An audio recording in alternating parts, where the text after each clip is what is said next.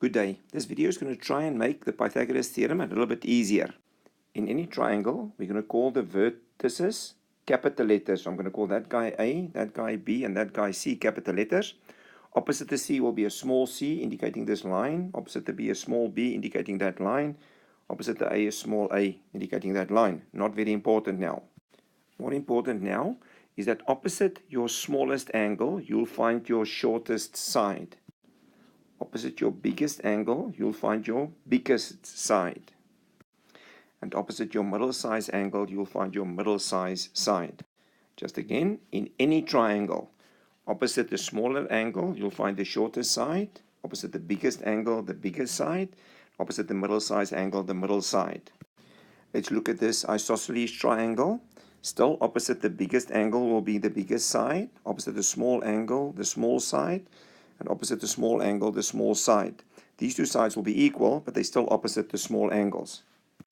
Now for the rest of this video, I'm going to call the side opposite the 90 degrees the long side, and the other two I'm going to call the short sides. So here is our first problem. They gave us a right angled triangle, MNT. They're asking us to work out the length of MT from there to there. So now I'm going to use Pythagoras theorem. And this is the way we're going to do it.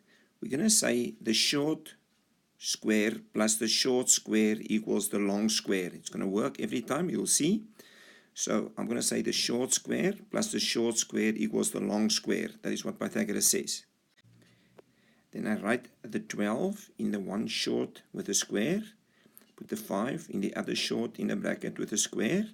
And I write the MT on the long side with a square. And I write Pythagoras at the back. Then I work out these values on the calculator, and then I add them with a calculator. Now to get rid of the square, I square root both sides. And my final answer is then MT equals 13. And then I write it in on my sketch in case I need it. Here is our second problem. They gave us a right-angled triangle. They gave us the hypotenuse 26, the QR is 24, and asked me to work out the length of this side. Again, we start with our hint. Short square plus short square equals to long square. There's the short, and there's the long.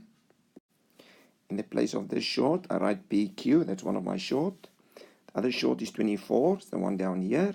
And the long goes along to that side, 26. I substitute it in brackets with the squares on the outside, and I write Pythagoras at the back.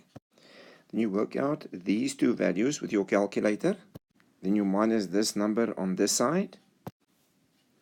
Then to get rid of the square, I square root the 100. And I get my answer, PQ equals to 10, and I write it in on my sketch. Some teachers and textbooks say that if they give you the long side and the short side, you can immediately minus them after you square them. I don't. I stick to one rule. And as you get better and stronger in life, you can take any shortcuts you want. Please indicate whether you liked or disliked this video. You can also send a WhatsApp to this number with a problem that you might have in school mathematics. You can even take a photo of the problem, just a clear one. Send it to this number and we will look at it and make a small video for you and post it on YouTube. It's for free. Then everybody can benefit from your question.